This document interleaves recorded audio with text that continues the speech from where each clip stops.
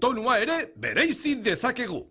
Notak altuak eta baxuak izan daitezke. Orain ikusiko duzue nola aldatzen den instrumentuaren soinua altu edo baxu jotzen dugunean.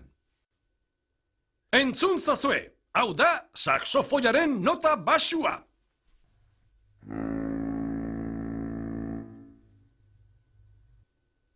Eta orain berriz, saxofoiaren nota altua.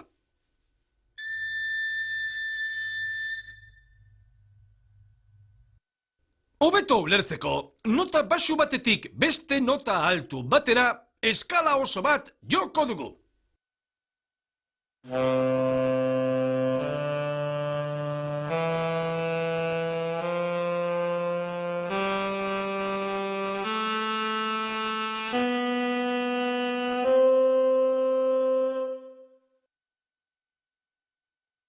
Musika egiteko, instrumentu baxuak eta altuak erabiltzen ditugu.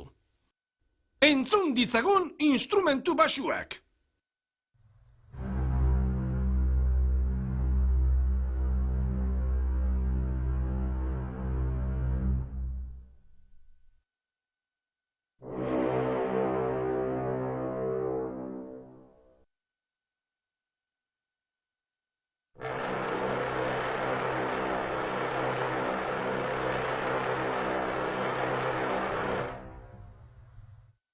Eta orain, instrumentu altuak.